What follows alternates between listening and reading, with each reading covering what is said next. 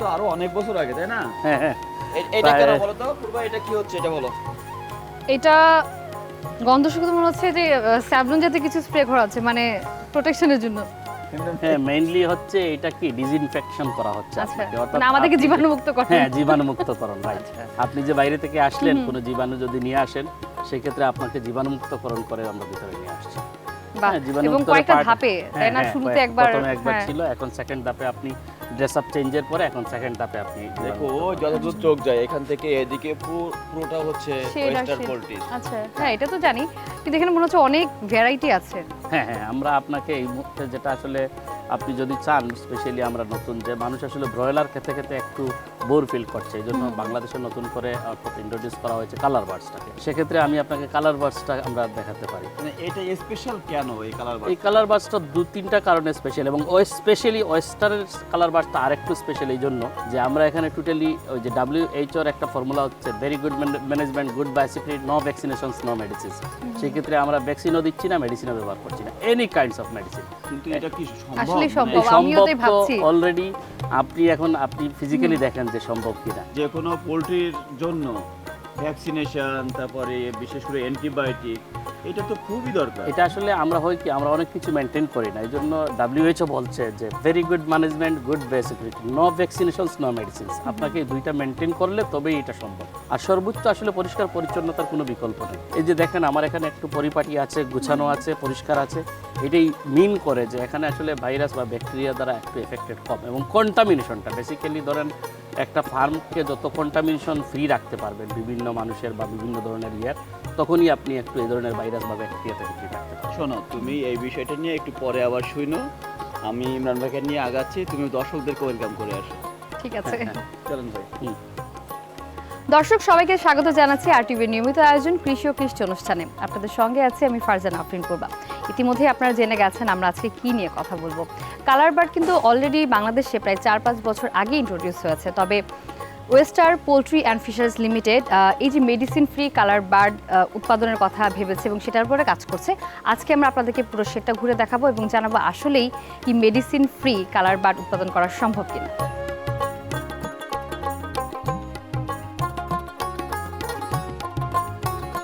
পরিষ্কার পরিচ্ছন্নতা, জীবাণুমুক্তকরণ অর্থাৎ বায়োসিকিউরিটি খুবই গুরুত্বপূর্ণ একটি পোলট্রি ফার্মের ক্ষেত্রে, যেটা আমরা দেখেছি ওয়েস্টার পোলট্রিজ অ্যান্ড ফিশারিজ লিমিটেডে, যেটা খুবই গুরুত্বপূর্ণ এবং কয়েকটি ধাপে ডিসইনফেক্ট আমাদেরকে করা হয়েছে এবং এরপর কিন্তু আমরা এই ভেতরে প্রবেশ করতে পেরেছি, যেটা অতি গুরুত্বপূর্ণ মেনটেন করা একটা খামারের জন্য।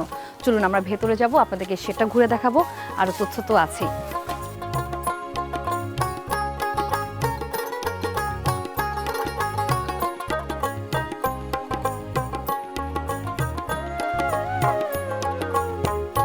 ভাই, এটাই কি তাহলে সেই শেড যেখানে বাচ্চা তুলেছেন দেখছি?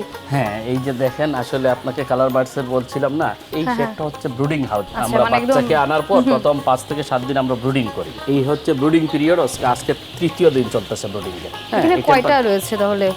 এখানে দেখেন প্রায় 13,000 বাচ্চা আছে। 13,000। এই 13,000 বাচ্চা আজকে 3 দিন বয়সে আছে। 3 দিন বয়সে দেখেন এত সুন্দর বাচ্চাগুলো, খুবই চমৎকার। ব্রয়লার খাইতে খাইতে মানুষের একটা ব্রয়লারে অনীহা চলে আসছে, ঠিক না? এই জন্য এই কালার বার্ডসটা এখন মানুষের কাছে যেহেতু প্রায় 1.5 মাস থেকে 2 মাস মতো, প্রায় 45 থেকে 50-55 দিন পর্যন্ত এটা লালন পালন হয়। এই জন্য আস্তে আস্তে মানুষ এই চিকেনের দিকে ঝুঁকছে। ওই পাশে একটা আলাদা ছোট্ট শেড দেখলাম, যেটার মধ্যে অল্প কিছু, আমার মনে হলো যেগুলোকে কেন জানি পৃথক করে রাখা হয়েছে। হ্যাঁ, এই যে দেখেন এখানে আপনাদেরকে যে বিষয়টা আমি একটু জানাতে চাচ্ছি আপনার মাধ্যমে, বিষয়টা হচ্ছে কি যে টোটাল আমাদের এই প্রজেক্টটা হচ্ছে টোটালি মেডিসিন এবং ভ্যাকসিন দুইটাই ফ্রি। এটা এক্সট্রা কিউরিং করি। এখানে ধরেন একটু পরিবেশটা দেখেন, ওখানে অনেক মুরগি একটু ডেনসিটি বেশি, এখানে কম মুরগি, তাকে একটু কিউর ধরেন এক্সট্রা কেয়ার করা যায়, নারিশ করা যায়। একজন লোক চাইলে সে ধরে খাওয়াইতে পারবে। ওকে দেখতে পাচ্ছ একটু ঝিমাচ্ছে, একটু স্লো হাঁটছে। এই যে দেখছেন এই বাচ্চাগুলো তুলনামূলক দুর্বল, এইগুলোকে আমরা পৃথক করে এখানে নিয়ে আসছি যাতে তুলনামূলক এই অসুস্থ মুরগিগুলোকে একটু ভালো এনভায়রনমেন্ট দিয়ে এবং এই যে দেখেন এই বাচ্চাটা বাই ন্যাচারালি আসলে হেচারি থেকে আসার কথা না। হ্যাঁ, ওরা গ্রেডিং এর প্রবলেম, কিন্তু এই গ্রেডিং এই বাচ্চাটাও দিয়ে দিছে। আচ্ছা, এটা কি 3টা পা? হ্যাঁ, 4টা পা। 4টা পা, হ্যাঁ, এটা অদ্ভুত। ওকে সার্ভাইভ করবে? আমরা চেষ্টা করব, কারণ আসলে এটাকে মেরে ফেলায় আমরা বিশ্বাসী না। আমরা সর্বোচ্চ তাকে বাঁচানোর চেষ্টা করব। এবং এই যে দেখেন একটা আদর্শ ব্রুডিংয়ের একটা চিত্র নমুনা আপনি দেখতে পাচ্ছেন। এই যে দেখেন যে মুরগিগুলো সব স্ক্যাটার্ড, অর্থাৎ একসাথে নাই, জড়ো নাই, একটা একটা করে বিচ্ছিন্নভাবে সবাই দেখেন তার মানে সমান টেম্পারেচার সমান টেম্পারেচার পাচ্ছে। যদি দেখেন মুরগিগুলো এই ব্রুডারের সাইডে চলে গেছে, এর মানে হচ্ছে তখন টেম্পারেচার বেশি। এবং যদি দেখেন ভিতরে চলে জড়ো হচ্ছে, তাহলে এর মানে প্রমাণ করতেছে যে এই মুরগিগুলো একটু টেম্পারেচার কম পাচ্ছে। এক একটা এই যে এটাকে কি বলবো আমরা, ব্রুডার বলবো? হ্যাঁ, ব্রুডার। এই আচ্ছা, এক একটা ব্রুডারে তাহলে কতগুলো করে হচ্ছে বাচ্চা রয়েছে? আমরা এক একটা ব্রুডারে 500 বাচ্চা দিচ্ছি। এটা কি আইডিয়াল একদম, মানে এই স্ট্যান্ডার্ড, এই স্ট্যান্ডার্ডটাই আমরা মেনটেন করি শুরু থেকেই, এবং এটা ভালো রেজাল্ট পাচ্ছি আমরা। এই স্ট্যান্ডার্ড মেনটেন করলে ভালো রেজাল্ট পাওয়া যাচ্ছে, সবাইকে এটা ফলো করতে পারলে। এবং আসলে কালার বার্ডস তুলনামূলক আপনার ডিজিজ সহিষ্ণু। ওই দেশের অন্যান্য ধরেন আমাদের যে ব্রয়লার, যেটা অনেক ডিজিজ রোগবালাই বেশি আসে, সেই ক্ষেত্রে আপনার এই কালার বার্ডসটাতে রোগবালাই কম হয়। আপনি শুরু থেকে বলছিলেন যে মেডিসিন এবং অ্যান্টিবায়োটিক ফ্রি, আর সেটা তো শুরু হচ্ছে বাচ্চা থেকে। আপনি তো একদিনের বাচ্চা নিয়ে আসছেন, কোম্পানি থেকে যে ভ্যাকসিনটা দিয়ে দেয় সেটাও সেই ভ্যাকসিন থেকে এখানে আছে? এই বার্ডসে কোনো ভ্যাকসিন দেওয়া নাই, কোম্পানি থেকেও দেওয়া নাই। সাধারণত এই ভ্যাকসিন এই বার্ডসগুলোতে শুধুমাত্র মারেক্সের ভ্যাকসিন দিয়ে লেয়ার বার্ডসগুলোতে, কিন্তু এই ভ্যাকসিনগুলো এই বাচ্চাগুলোতে ভ্যাকসিন টোটালি কোনো ভ্যাকসিন হয় না। আপনি এখন যেটা করতেছেন কোম্পানি থেকে চেয়ে নিয়ে আসছেন যে আমার ভ্যাকসিন মুক্ত বাচ্চা দিতে, হ্যাঁ, শুধু সেইটা নিয়ে এসে আপনি এমন ভাবে লালন পালন করতেন যে এদের যাতে কোনো মানে রোগ বালাই না হয় এবং ভ্যাকসিন বা মেডিসিন না দিতে হয়। তো যেহেতু এই কালার বার্ডসটা আসার পরে আমার কাছে মনে হইলো এই জিনিসটা একটু ডিফারেন্ট থিং, কারণ এখানে একটু সুযোগ আছে, যেহেতু এখনো মার্কেটটা ওইরকম হয় নাই যে সবাই এখনো 45-50-এর নিচে আসে নাই। দেখলাম এই সুযোগটাকে কাজে লাগিয়ে আমি চেষ্টা করছি যাতে আপনার কালার বার্ডসটাকে মানুষের সাথে, এখন কিন্তু এই কালার বার্ডসটা মানুষের কাছে খুব জনপ্রিয় হচ্ছে দিন দিন। এই যে কালার বার্ডসটা, তাহলে আমরা ব্রয়লার বলছি না, আবার দেশি মুরগিও বলতে পারছি না। হ্যাঁ, এটা অনেকটা সোনালি, আপনি শুনতে পারেন সোনালির মতোই অনেকটা। সোনালি যেটা হয় সাধারণত সোনালির মতোই টেস্টে আমি বলবো মাচ বেটার দেন ব্রয়লার। হ্যাঁ, অনেক বেটার, দেশি মুরগির অলমোস্ট। তার মানে কি আমরা বলতে পারি যে টেস্টের দিক থেকে এটা মোটামুটি এখনো পর্যন্ত সেরা? হ্যাঁ, এখনো ভালো। আচ্ছা, আরেকটা বিষয় একটু জানতে চাই, যেহেতু আপনি 3য় নাম্বার ব্যাচ এটা সম্পন্ন করতে যাচ্ছেন, যদি কোনো খামারি আপনার মতো ভ্যাকসিন মুক্ত এবং মেডিসিন মুক্ত করতে চায়, তাহলে তাকে কিভাবে শুরু করবে? মনে করো 500 নিয়ে শুরু করবে, কোন গাইডলাইন মানবে? মেইনলি বিষয় হচ্ছে কি, এইগুলো আসলে প্রত্যেকটা কোম্পানি একটা বাচ্চা যখন করে তখন তারা একটা গাইডলাইন তৈরি করে দেয়। এই গাইডলাইনটাকে হুবহু ফলো করতে হবে, নাম্বার 1। 2 নাম্বার হচ্ছে আসলে প্রত্যেকটা আপনি দেখবেন এই ধরনের ফার্মে গেলে যে প্রবলেমটা পাবে সেটা হচ্ছে ক্লিননেস, যেটা আমরা বলি পরিষ্কার পরিচ্ছন্নতার অভাব। এই জায়গায় আপনাকে সর্বোচ্চ ফোকাস করতে হবে।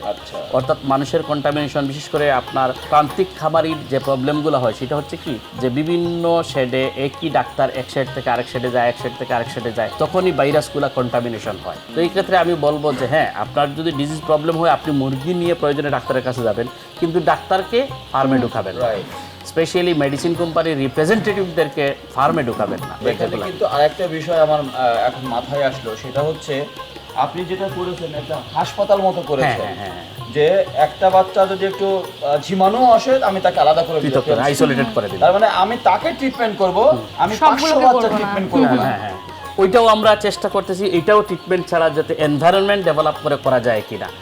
আর যদি ধরেন যারা এই কনসেপ্টটাকে ডেভেলপ করতেছে না, রিসিভ করতেছে, তাদেরকে বলবো আমরা যদি মেডিসিন দিতেই হয় তাহলে এই অসুস্থ বার্ডসগুলোকে দেন। যেরকম আপনি অসুস্থ হলে আপনার পুরো ফ্যামিলিকে অ্যান্টিবায়োটিক দিচ্ছেন না, কিন্তু আমাদের এই জিনিসটাই আমি চাচ্ছি আপনাদের মাধ্যমে পুরো জাতিকে ছড়িয়ে দিতে, যাতে অন্তত আমাদের ফার্ম লেভেলে এটা যাতে প্র্যাকটিস না হয়। এই যে বাচ্চাগুলো সঠিক গ্রোথ কি আসছে? হ্যাঁ, এটা আমরা প্রতি সপ্তাহে একদিন ওয়েট দেই, এবং স্ট্যান্ডার্ড আছে যে প্রথম সপ্তাহে এই ওজন, দ্বিতীয় সপ্তাহে এই ওজন, এটা আমরা মেনটেন করি। যদি কোনো কারণে যে এই ওয়েটটা আসে না, কেন আসে না সেটা দেখি। একদম ঠিক বলেছেন, এবং আমারও এটা মনে হয় যে আমাদের আসলে সম্ভাবনা আছে, কিন্তু ওই জায়গাটা যে ঘাটতিগুলো রয়েছে সেগুলো আস্তে আস্তে করা সম্ভব। মানুষের মধ্যে শুধু সচেতনতা তৈরি করাটা জরুরি। অবশ্যই ভাই, আপনার সাথে আরো কথা বলবো, আরো অনেক কিছু কিন্তু জানার আছে কালার বার্ড নিয়ে, তবে একটা বিরতি নিয়ে নিচ্ছি। দর্শক, RTV নিয়মিত আয়োজন কৃষি ও কৃষি অনুষ্ঠান থেকে এই পর্যায়ে নিয়েছি ছোট্ট একটা বিরতি, আমাদের সঙ্গেই থাকুন।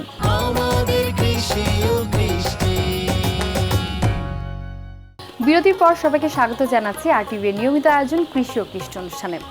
দর্শক, আপনারা এমন অনেকেই আছেন হয়তো চিন্তা করছেন যে কালার বার্ড তো একটু কস্টলি উৎপাদন করাটা, কিন্তু বাংলাদেশে কিন্তু যথেষ্ট সম্ভাবনা রয়েছে। তার জন্য দরকার আপনাকে প্রপার প্রশিক্ষণ, এবং সেই সাথে আপনাকে এটাও জানতে হবে কিভাবে ওদের পরিচর্যা করতে হবে। এই নিয়ে বিস্তারিত তথ্য এবার আপনাদেরকে জানাচ্ছি, চলুন।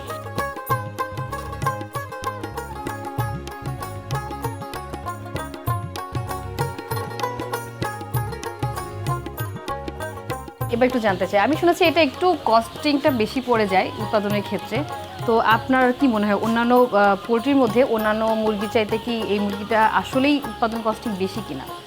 দেখেন, মানুষ যখন কস্ট একটু বেশি ব্রয়লারের চেয়ে একটু বেশি হলেও মানুষ কিন্তু এই কস্ট দিতে প্রস্তুত। এই জন্য প্রস্তুত কারণ এই চিকেনটা তুলনামূলক একটু টেস্টি হয়, মানে এই যে চাহিদা থাকে বেশি, দামটা ভালো পাওয়া যায়। থাকে, হ্যাঁ এই জন্য।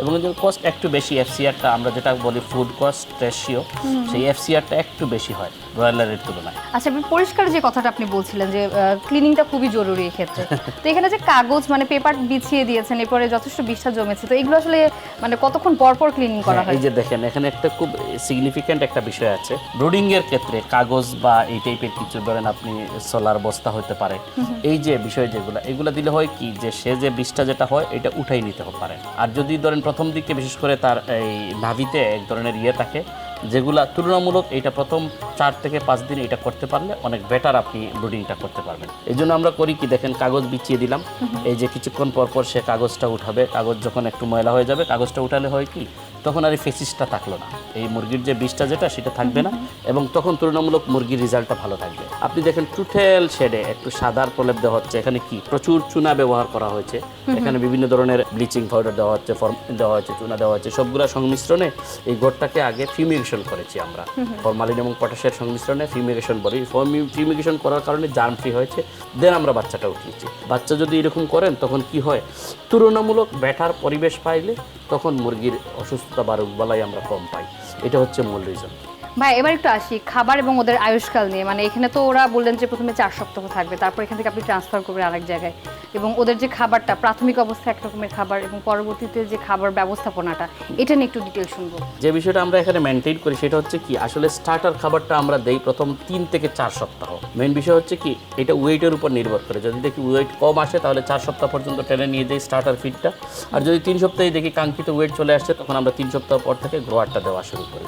এবং আমরা আসলে আপনি বলছেন যে 4 সপ্তাহ পরে এই ঘর থেকে ট্রান্সফার করি, এরকম না, আস্তে আস্তে তার ব্রিডিং জায়গা বৃদ্ধি করতে করতে যখন এই ঘরটা খাবারিজ হয়ে যায় তখন উপরের শেড এরকম আমাদের উপরে বিভিন্ন লেয়ারের শেড আছে, তখন আমরা ওখানে নেই। তো এরপরে যেটা বলছেন যে আসলে আমরা চেষ্টা করি 45-এর উপরে যাওয়ার, মিনিমাম 45 দিন, এর নিচে যাতে আমাদের মুরগিটা আমরা মার্কেটে না দিই। সেই বয়সে অন্তত আমরা ধরেন 800-900 গ্রাম এরকম আসে, আর যদি আমরা 50-55 দিনে নিতে পারি তাহলে 1 কেজি প্লাস আসে এরকম। এবং ওয়েটটা কিন্তু গেইন করে গ্রোয়ার ফিডে যাওয়ার পরে ওয়েটটা গেইন করবে এরপরে, হ্যাঁ এই জন্য। এবং ফিনিশিং যখন আমরা ফিনিশার দিই তখন আসলে আসলে চিকেনটা টেস্টি হয়।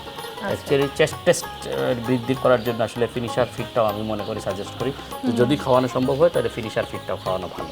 তাহলে ভাই যে মেডিসিন ফ্রি কালার বার্ড উৎপাদনের জন্য খামারিকে আর কোন কোন বিষয়গুলো গুরুত্ব সহকারে মেনে চলতে হবে? প্রচুর এই ঝড় বাদল বৃষ্টি হচ্ছে, বৃষ্টি বাদলের দিনে প্রচুর কারেন্ট আপনাকে এখন পাওয়াই যায় না বলা যায়। এই সময় আপনাকে যেটা এক্সট্রা গুরুত্ব দিতে হবে, বিকল্প ব্যবস্থা ঠিক করতে হবে। কারণ ব্রুডিং যদি না হয়, ভালো মানের যদি ব্রুডিং না হয় তাহলে আপনার এই বাচ্চা আপনাকে কষ্ট দেবেই, অর্থাৎ সে রোগবালাই তাকে অ্যাটাক করবেই, আপনাকে তখন মেডিসিনের দিকে যেতে হবে। এই জন্য বলবো আপনাকে এটা এনশিওর করতে হবে, যেহেতু আপনি এই মুহূর্তে ইলেকট্রিসিটির প্রবলেম আছে, আপনি বিকল্প পদ্ধতিতে, বিভিন্ন পদ্ধতিতে হতে পারে, একটু বড় ফার্ম হলে জেনারেটর ব্যবস্থা করবেন। যদি দেখা যায় যে ছোটো ফার্ম, তাহলে আপনাদের দেশে অনেক কিন্তু এখন কয়লা বা এই টাইপের কিছু দিয়ে আপনি ঘরটাকে হিট করে নেবেন, বা গ্যাস দিয়েও হিট করে নিতে পারেন। গ্যাস ব্রুডিং আছে, গ্যাস ব্রুডার জ্বালাইয়ে আপনি ঘরটাকে হিট করে নিতে পারেন। মানে নির্দিষ্ট টেম্পারেচার মেনটেন করতে পারলে তখন এই ব্রুডিং পিরিয়ডটা 5 দিন ব্রুডিং পিরিয়ড যদি আপনি 5 থেকে 7 দিন করতে পারেন, আমি মনে করি 1.5 পরে ছেড়ে দেবেন। এইগুলো একটু তুলনামূলক আমাদের ব্রয়লারের চেয়ে একটু ডিজিজ সহিষ্ণু আমি বলবো, কারণ ব্রয়লার তো একটু দ্রুত ওজন চলে আসে, এই জন্য খুব দ্রুত ওদেরকে অ্যাটাক করে ডিজিজ। কিন্তু এই ক্ষেত্রে একটু বেশি দিন যেহেতু লাগে, তাদের আমি বলবো যে তাদের রোগ প্রতিরোধ ক্ষমতা তুলনামূলকভাবে একটু ভালো। তাহলে ভাই টেম্পারেচারটা আসলে মানে কতটুকু থাকা জরুরি এই ব্রুডিং পিরিয়ডে? আপনাকে আসলে সায়েন্টিফিক বিষয়টা আমি না বলে, আমি যে বিষয়টা আপনাকে নর্মালি বোঝাচ্ছি, একজন সাধারণ খামারি যেটা বুঝবে, যেটা হচ্ছে কি, যে দেখবেন টেম্পারেচারটা যদি মুরগি ব্রুডারের নিচে চলে আসে তাহলে ধরে নেবেন যে সেখানে সাফিসিয়েন্ট টেম্পারেচার নাই। যদি দেখেন ব্রুডারের সাইডে চলে যায় তাহলে ধরে নেবেন যে এখানে অতিরিক্ত টেম্পারেচার, আমি বলবো সাধারণ খামারিকে অনেক কিছুই সে মেনটেন যেহেতু করতে পারবে না, তার উচিত হচ্ছে যে এই জিনিসটা অন্তত মেনটেন করা, যাতে মুরগিগুলো একসাথে গসিপ না করে, একসাথে যাতে জড়ো না হয়। অর্থাৎ মুরগি দেখবেন এই যে আমার এখানে যেরকম ছড়াইয়া ছিটাইয়া স্ক্যাটারভাবে আছে একটা একটা, এটার মানে হচ্ছে এখানে একটা বেটার টেম্পারেচার আছে, এই জিনিসটাই মেনটেন করতে হবে তাকে। পাশাপাশি আমি বারবার বলছি আপনাকে সর্বোচ্চ গুরুত্ব দিতে হবে পরিষ্কার পরিচ্ছন্ন, তবেই আপনাকে medicine free, vaccine free poultry বা আপনার এই কালার বার্ড উৎপাদন সম্ভব। খুব চমৎকার করে আপনি বিশদভাবে আমাদেরকে বুঝিয়েছেন। আশা করি আমাদের খামারিরা তাদের এই তথ্যগুলো অনেক উপকারে আসবে। ভাই, আপনার কাছে আরও অনেক কিছু জানার আছে, আরেকটা বিরতি নিয়ে নিচ্ছি। দর্শক, আরটিভির নিয়মিত আয়োজন কৃষি ও কৃষি অনুষ্ঠান থেকে এই পর্যায়ে নিয়ে নিচ্ছি আরও একটি ছোট্ট বিরতি। আমাদের সঙ্গেই থাকুন।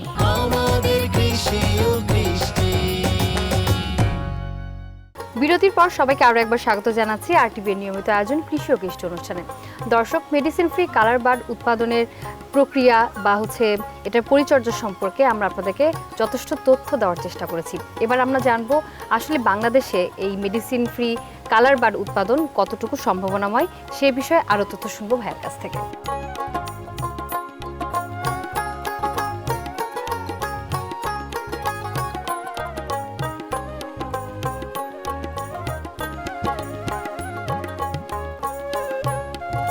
মেডিসিন কালার বারের ক্ষেত্রে অন্যান্য মুরগির তুলনায় কোনো প্রতিবন্ধকতা আছে কিনা?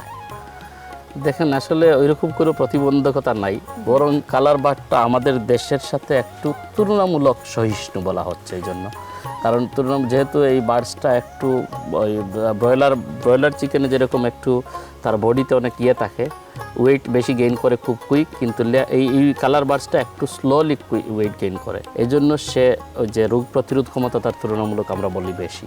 আর পাশাপাশি এটা হচ্ছে কি, আমরা যেহেতু বললাম আপনার আগেই, মানুষের যে ব্রয়লারের প্রতি যে অনীহা চলে আসছে, সেই থেকে আমি মনে করি যে এই ধরনের কালার বার্ডসের প্রতি মানুষ এখন আগ্রহী হচ্ছে। এবং আপনার এই পোলট্রি ফার্মে এসে একটা জিনিস খুব লক্ষ্য করলাম, চারিপাশে সবুজ, এটা দেখে মনে হয় না বাইরে থেকে যে এটা একটা পোলট্রি খামার। তো আসলে এটার কি বিশেষ উপকারিতা আছে?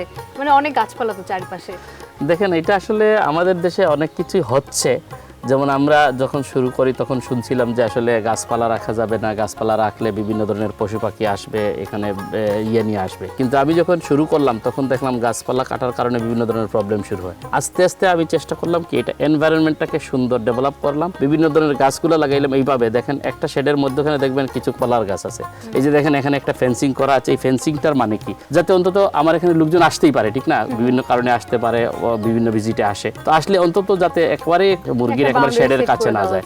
কোথাও দেখবেন এই ফেন্সিং করা আছে, কোথাও দেখবেন ন্যাচারাল বাউন্ডারি। এই যে দেখেন, একটা ন্যাচারাল বাউন্ডারি, গাছ দিয়ে একটা বাউন্ডারি দিয়ে দিয়েছে, মানুষ এর চেয়ে বেশি আর কাছে যাইতে পারবে না। আসলে এটা আমরা চেষ্টা করেছি যাতে ন্যাচারালি পদ্ধতিতে করার জন্য, যাতে পরিবেশের সাথে একটু খাপ খাইয়ে নিচ্ছি। এবং আপনি দেখেন, এত পরিষ্কার পরিচ্ছন্ন রাখা গাছগুলা চিরতেও মন চাইবে না। বিশেষ করে আপনি শীতকালে যদি আসেন, টোটাল ডিফারেন্ট, তখন দেখবেন শীতকালীন ফুলে আমার প্রজেক্ট একবারে ভরপুর থাকে। আসলে কেউ যদি আপনার মতো এরকম পরিকল্পনা নিয়ে আগায়, আমার মনে হয় অবশ্যই সে সফল হবে। সে সাথে সেবার কাজটাও কিন্তু সে মহত্বের সাথে করতে পারবে। হ্যাঁ, অবশ্যই মানুষকে এই জায়গায় আসলে আপনার ফোকাস হতে হবে যে আমরা করি কি। আমরা চাই একটা বিজনেসের পাশাপাশি আরেকটা বিজনেস, যে পোলট্রিও করব, আমি আমার আরেকটা বিজনেস করব। আমি পার্সোনালি আপনাকে অ্যাডভাইস করব যে আমি আপনাদের মাধ্যমে আমার এই উদ্যোক্তাদেরকে বলবো, যারা আসলে পোলট্রি সেক্টরটা করতে চায় তাদেরকে ডেডিকেটেড ফর পোলট্রি হতে হবে। পাশাপাশি যখন আপনি পোলট্রি শিল্পটা দাঁড়াই যায়, তখন আপনি চাইলে হয়তো এখানে গরু পালন করতে পারেন, আপনি চাইলে হয়তো ফিশারিজ করতে পারেন। আমাদের এখানে দেখেন, আমাদের এখানে ছাগল আছে, ফিশারিজ আছে, আমরা ফ্যাটেনিং করছি, আমাদের প্ল্যানে আছে ডেইরিও আমরা শুরু করব। সুতরাং আমি মনে করি এটা সম্ভব, বাট কখন সম্ভব, আপনাকে ফোকাসড হতে হবে, একটা ডেডিকেশন, একটা বিজনেসের উপরে চূড়ান্ত ডেডিকেশন নিয়ে আসতে হবে। যখন আপনি এটারে একটা স্টাবলিশড পর্যায়ে নিয়ে যেতে পারবেন, আস্তে আস্তে আস্তে আস্তে আপনি একটা ধারাবাহিকভাবে আপনি কি করবেন, স্ক্যাটার্ড করবেন, তখন আপনার কোনো সমস্যা হবে না। কিন্তু আমরা করি কি, শুরুতেই চাই একসাথে কয়েকটা করব, তখন আসলে কোনোটাই সম্ভব হয় না। এজন্য আমি বলবো যে আপনাদের মাধ্যমে আমার দর্শকদেরকে বলবো যে আপনারা আসলে যদি শুরু করতে চান, তাহলে টোটাল একটা বিষয়ে ফোকাসড হন এবং ওইটাকে এস্টাবলিশ করার পরেই আপনি এক্সপানশনে যান। আপনার এই সুন্দর চিন্তা ভাবনাকে আমরা সাধুবাদ জানাই এবং আশা করব আপনার হাত ধরেই যেন এই ফার্মটা আরও এক্সপেন্ড হয় এবং সিলেট নগরীর বাইরেও যাতে সবাই আপনার মতো করে চিন্তাধারা তৈরি করে। ভাই আপনার জন্য অনেক শুভকামনা, সারাদিন সময় দিয়েছেন আমাদেরকে, ভালো থাকবেন। ধন্যবাদ আপনাকে, স্পেশালি আরটিভিকে এবং আরটিভির মাধ্যমে আরটিভির দর্শকদেরকে ধন্যবাদ জানাচ্ছি। সর্বোপরি আমি মনে করি এটা আমাদের নৈতিক দায়িত্ব, কারণ এই ধরনের বিষয়গুলো আমরা যে মেডিসিন ফ্রি বা ওই যে ভ্যাকসিন ফ্রি এই বিষয়টা যদি আমরা স্ক্যাটার করতে পারি, জনগণকে অ্যাওয়ার করতে পারি, সেটা দেশ এবং জাতি আমরা উপকৃত হব। ধন্যবাদ আপনাকে, আপনার মাধ্যমে আরটিভির দর্শকদেরকে।